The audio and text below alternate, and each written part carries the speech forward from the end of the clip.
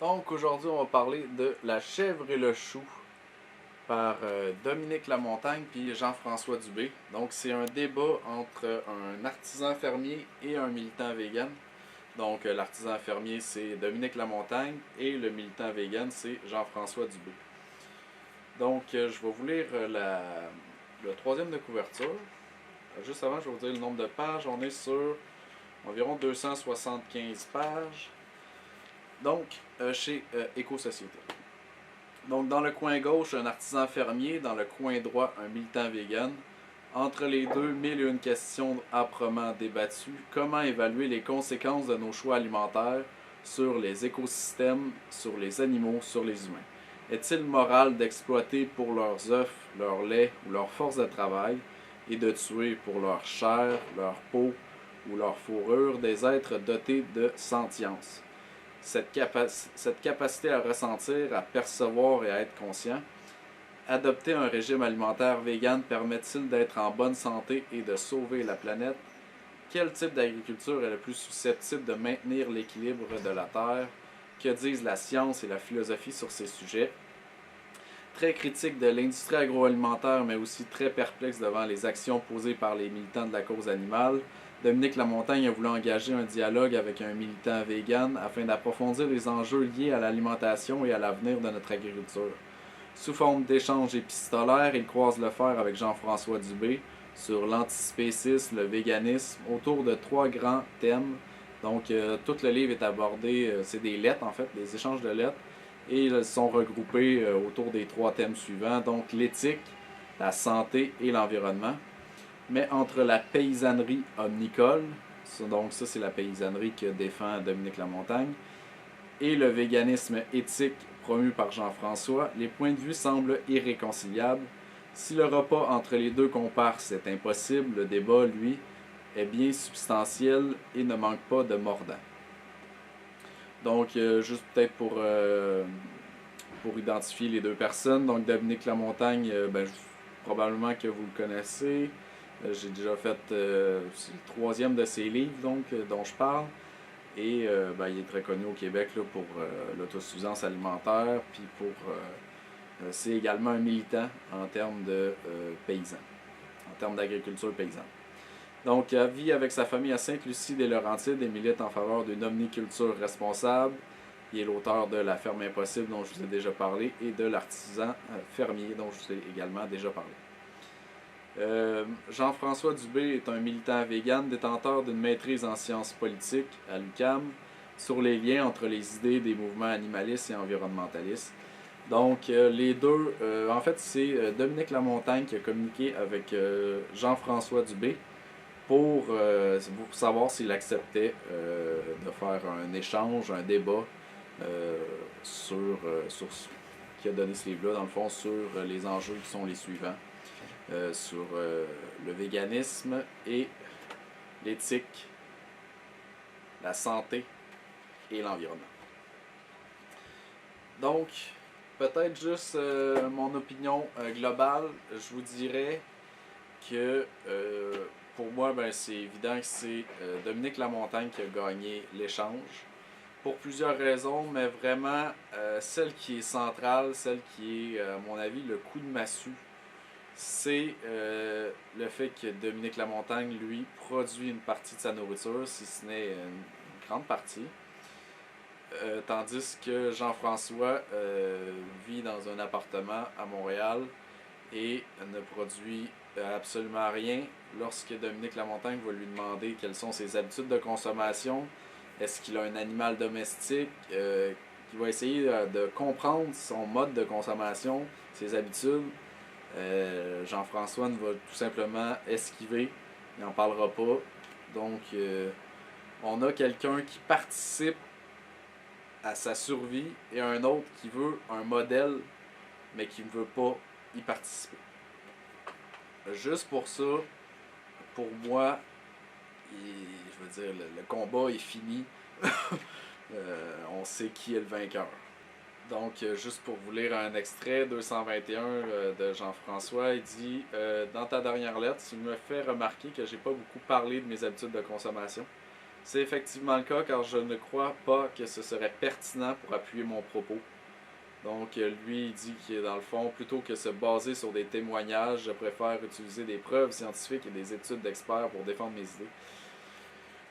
Ouais, mais encore que si tu nous disais que tu arrives à produire 60% de ta consommation de nourriture, ben là, ça serait déjà beaucoup plus viable. Donc, justement, Dominique va en parler. Au Québec, il n'y a qu'une seule ferme totalement vegan parce que, évidemment, un des gros problèmes du véganisme, c'est que ça prend du fumier pour faire pousser des légumes.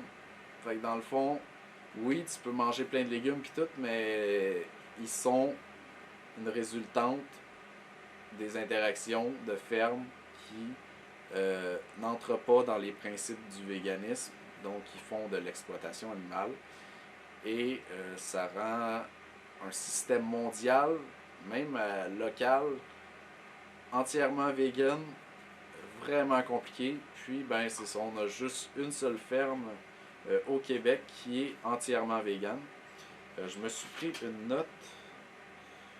J'ai pris en note donc la ferme, je pense que c'est la ferme de l'Aube.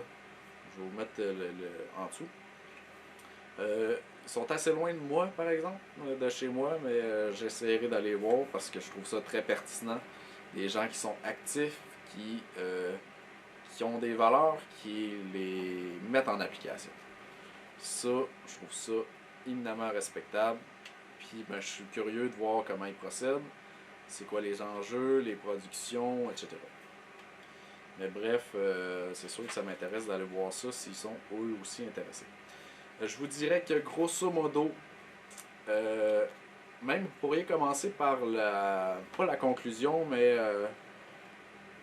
la postface. Vous pourriez commencer par ça parce que c'est important pour comprendre la grosse différence entre le véganisme qui est défendu par Jean-François puis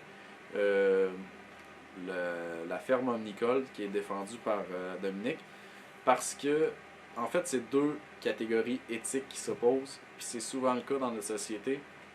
C'est l'opposition entre le conséquentialisme et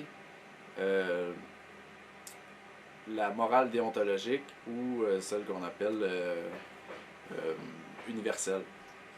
Dans le fond, c'est un peu, si on recule avant, c'est Emmanuel Kant pour la morale déontologique, puis John Stuart Mills ou Bentham pour l'utilitarisme, qui est devenu, par la force des choses, le conséquentialisme. Et une des problématiques, en fait, moi je suis beaucoup plus conséquentialiste parce que la morale déontologique, elle peut avoir, elle a une pertinence pour certains aspects, mais son problème c'est sa radicalité, le fait qu'elle ne peut envisager d'autres options. C'est très catégorique une morale déontologique. Ça a été maintes fois aussi défait, ou plutôt débunké par les autres éthiques. Parce que, un exemple qui est connu, c'est si on dit que mentir, on ne doit pas mentir, donc universellement, on ne devrait pas mentir. Je pense que la plupart d'entre vous seraient d'accord pour ça.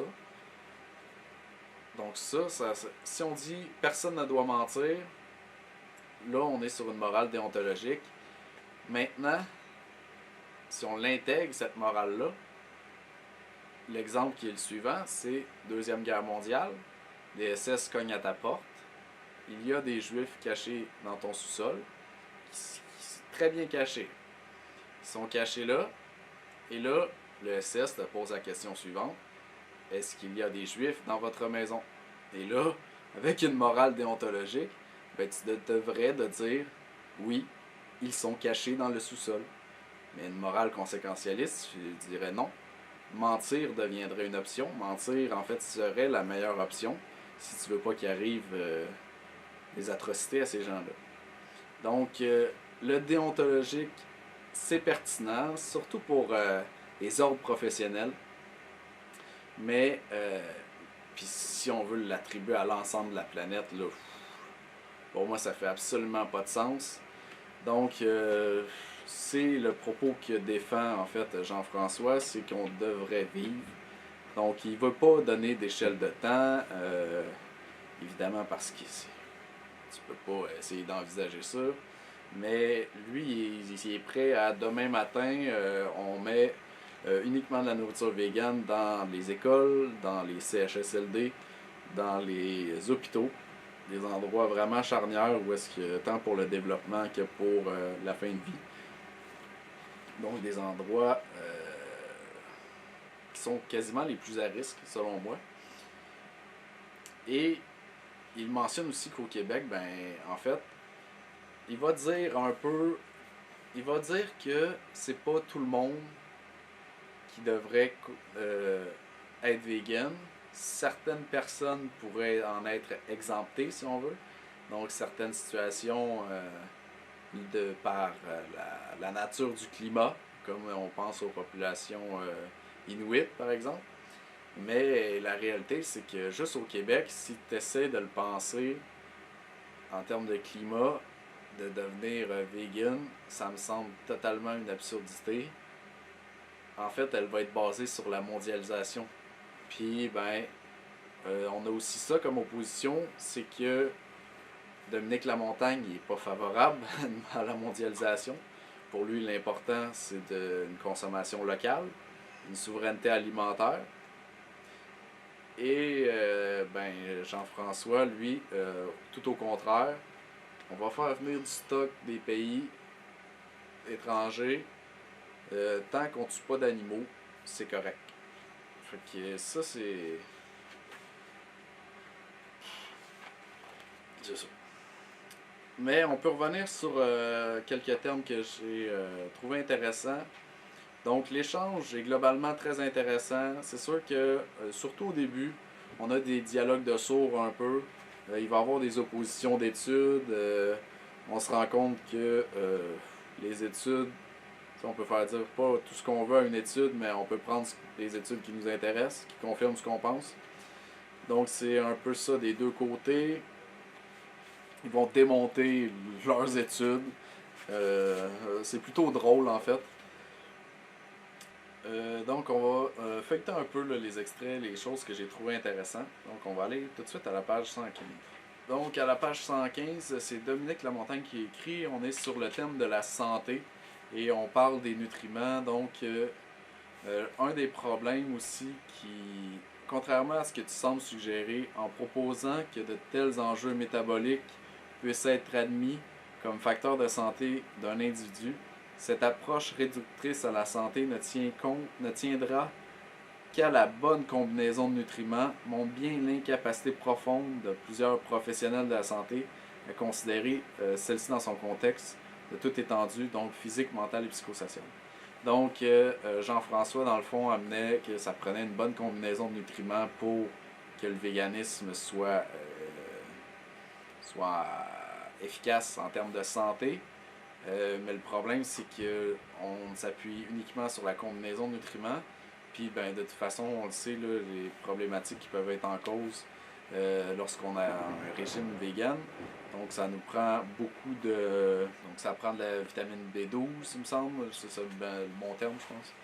Et, ben, il y a beaucoup de carences aussi. Donc là, Jean-François sera pas content puisque je fais appel à un témoignage. Mais moi, j'ai 2 personnes véganes que j'ai eu l'occasion de rencontrer, discuter, c'était des amis, bref. Puis, ben, il y en a une d'entre elles qui avait des problèmes souvent au niveau de l'anémie, donc c'était pas assez adapté. Pourtant, financièrement, cette personne-là était aisée, donc est-ce que la richesse du menu était pas là? Je sais pas, mais le véganisme me semble être un régime très complexe à suivre pour qu'il soit efficace, pour qu'il soit bon, tout simplement. Donc, la complexité du régime, la combinaison des nutriments, des suppléments que tu dois prendre, ça semble extrêmement complexe, ça semble pas du tout viable pour l'ensemble de la population, tout simplement. Je veux dire, les gens ont de la misère à prendre soin d'eux-mêmes, puis là, il faudrait qu'ils suivent un régime vegan super complexe, puis qu'ils prennent des suppléments. En tout cas, je pense pas que c'est viable. Après, si on veut adopter un régime vegan, moi j'ai rien contre, c'est juste je viens pas me dire qu'est-ce que je dois manger, c'est tout. C'est toujours ça. Les prêtres, ils peuvent rester chez eux. Page 117. Donc, en d'autres mots, alors que l'esprit scientifique cherchera à comprendre et à ordonner tous les aliments selon les nutriments qu'ils contiennent, laissant à d'autres professionnels soin d'en conseiller le meilleur dosage et les meilleures combinaisons aux consommateurs, le paysan, quant à lui, cherchera plutôt à comprendre quelles combinaisons d'aliments au fil des saisons seront plus appropriées dans son milieu de vie et les plus aptes à pouvoir maintenir en bonne santé lui, sa famille et les membres de sa communauté.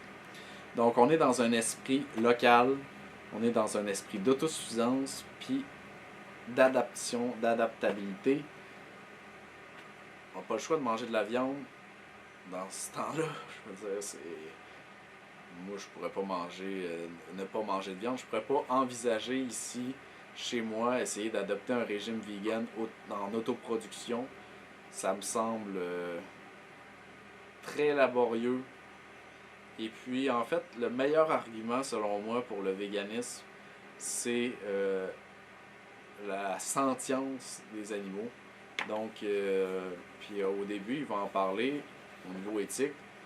Dire, tout le monde, les chasseurs, ils savent là, que quand tu tires un orignal, que c'est un être sentient. Il n'y a personne qui se dit que c'est inanimé. C'est juste que ça fait partie de ce qu'il faut faire pour manger. Ça fait partie du règne vivant, tout simplement. Je pense qu'un des problèmes du véganisme aussi, c'est que il y a une trop grosse sacralisation de la vie. Vraiment, fuck, man, on est vivant, puis on va crever, that's it, là, pas plus compliqué que ça.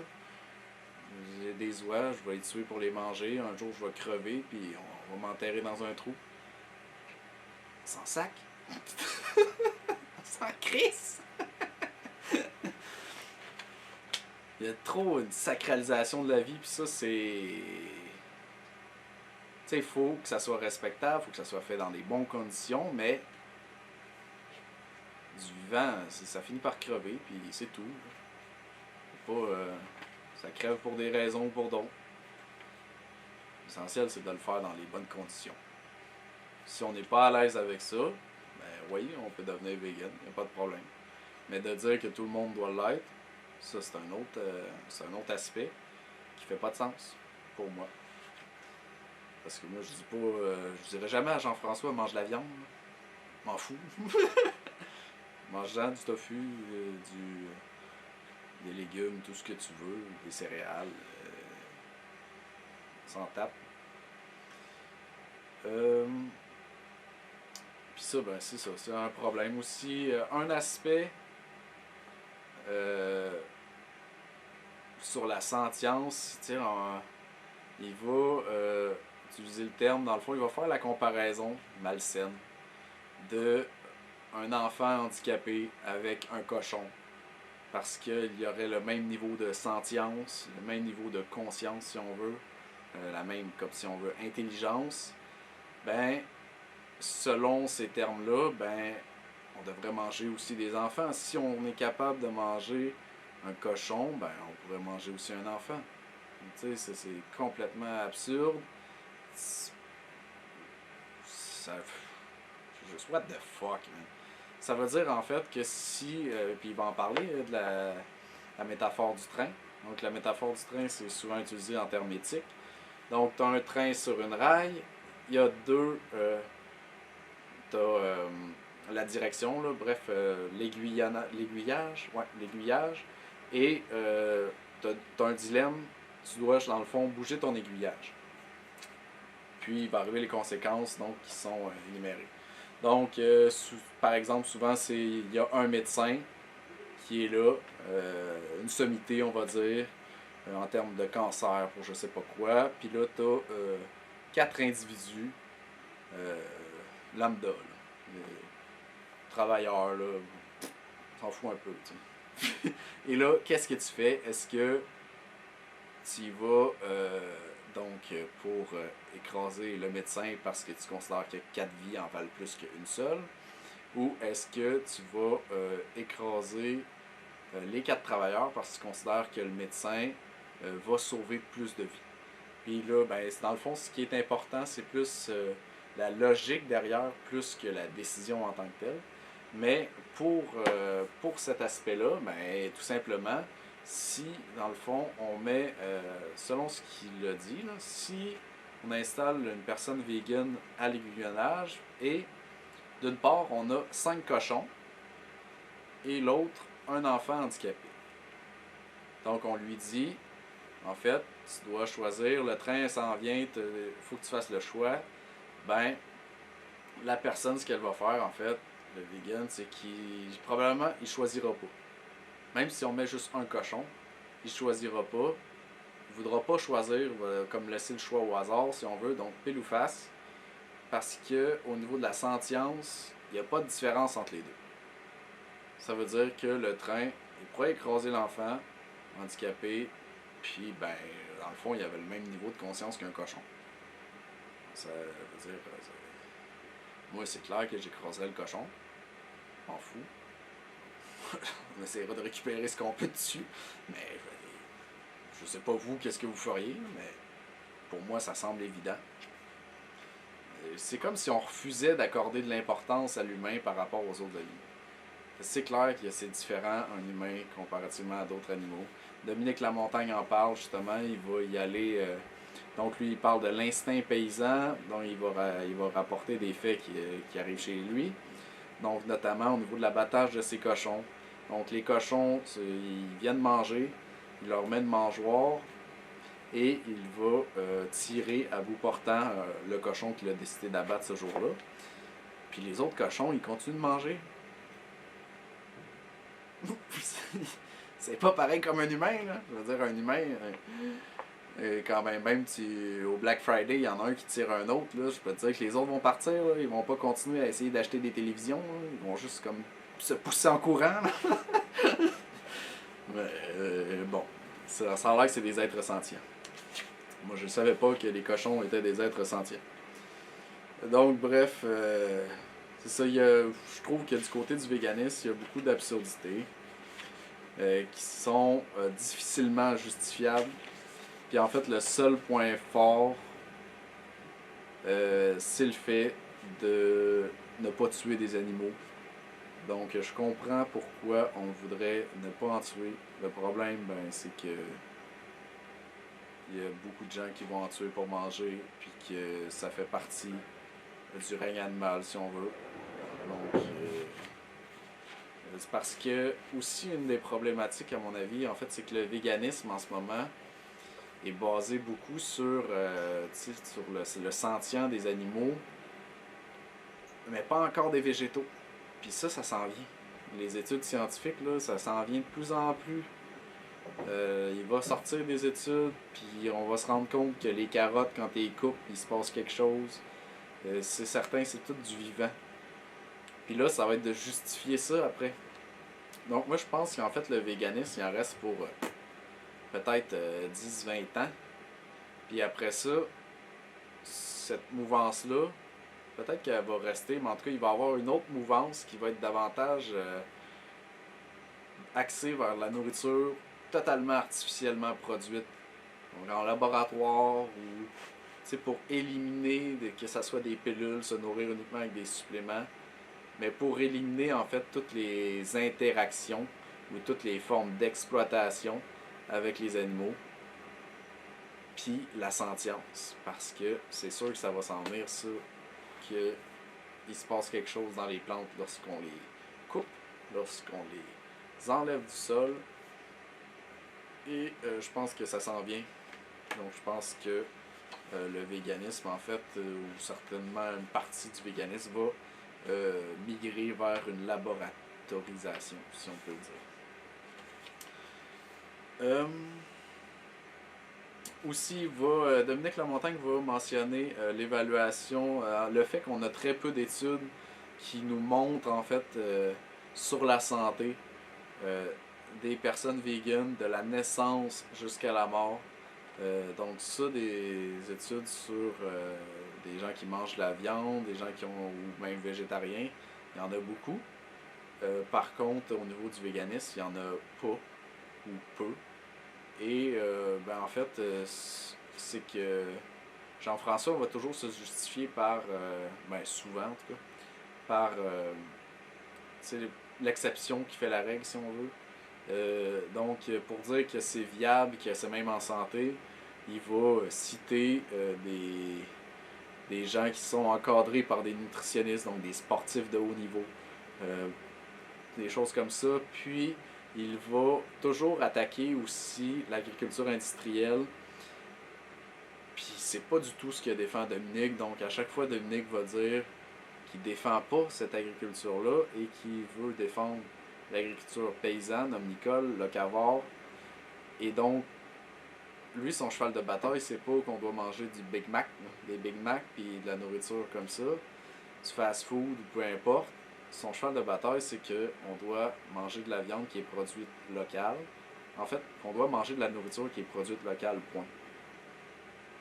Qui est adaptée à la communauté, qui est adaptée au climat, qui est adaptée au milieu de vie et adaptée à la condition des paysans. Dominique Lamontagne va également mentionner le fait que c'est très colonialiste, évidemment. D'abord, ce genre de supposition, donc de vouloir imposer en quelque sorte un véganisme à l'échelle mondiale, dont beaucoup de pays occidentaux ont peine à se défaire, donc relève de la tendance colonialiste.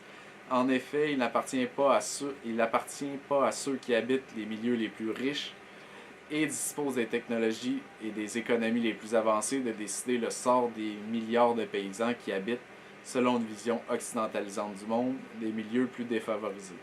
Donc, évidemment, en ce moment, une très grande partie, là, il va sortir les chiffres, je pense que c'est 40%, ou je m'en souviens plus, mais les chiffres sont assez importants, de la population mondiale qui pratique une paysannerie omnicole, donc un élevage.